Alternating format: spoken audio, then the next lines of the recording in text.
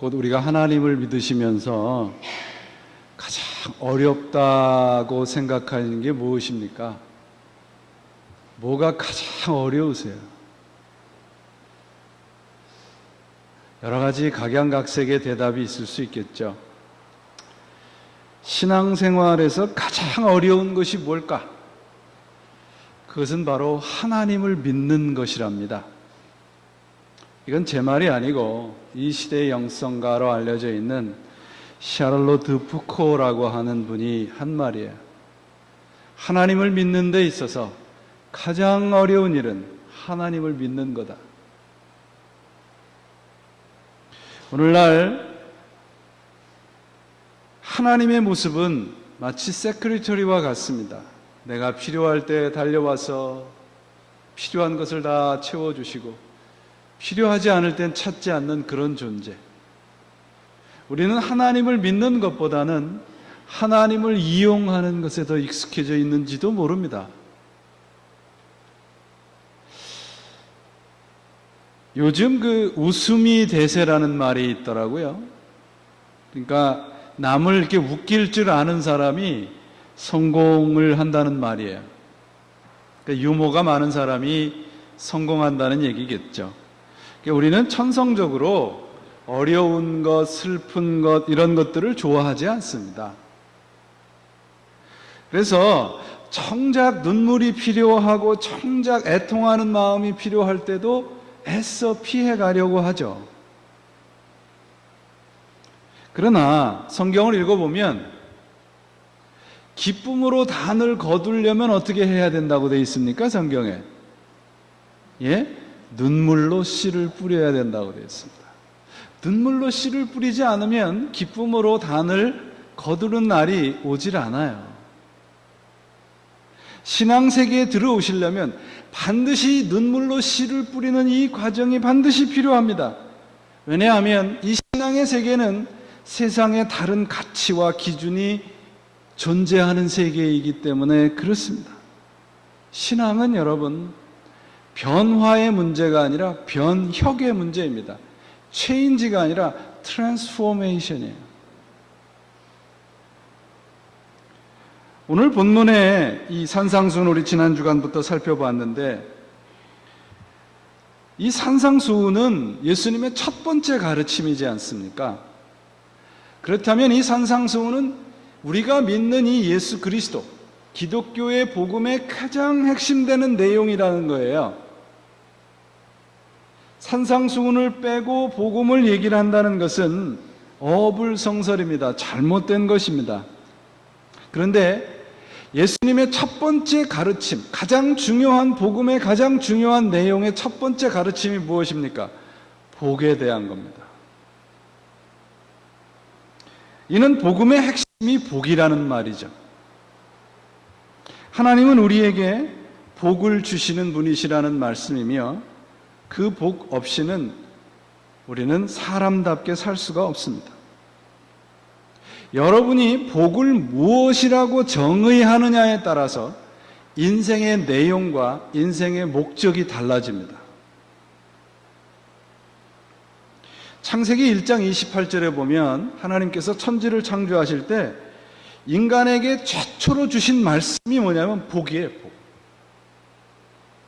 1장 28절 보시면 하나님이 자기 형상 곧 하나님의 형상대로 사람을 창조하시되 남자와 여자를 창조하시고 하나님이 그들에게 뭐를 주시고? 복을 주시고 그들에게 이르시되 생육하고 번성하고 땅에 충만하라 그렇게 말씀하셨어요. 우리는 하나님의 복이 없이는 살 수 없게 창조되어 있습니다. 창조의 처음부터 복을 주신 목적은 그러므로 이 하나님의 복을 가지고 살아가라는 얘기예요. 그런데 세상적이고 이 세상은 세상적이고 물질적인 축복에 매달려 사는 겁니다. 하나님의 복이 우리 인생의 내용이고 목적이어야 되는데 이 세상의 축복이 우리 인생의 내용이고 목적이 되어버렸어요. 그래서 예수님께서 이 땅에서 하나님의 말씀을 선포하시는 가장 첫 말이 회개하라. 그리고 가장 첫 가르침이 뭐예요? 복에 대한 얘기예요. 팔복에 대한 말입니다. 곧 복에 대한 우리 인간들의 생각과 믿음을 바로잡아 주시려고 이 말씀을 하신 겁니다. 결국 예수님의 말씀의 핵심은 무엇인가 하면 하나님이 약속하신 축복과 가치는 세상과 다르다는 얘기겠죠.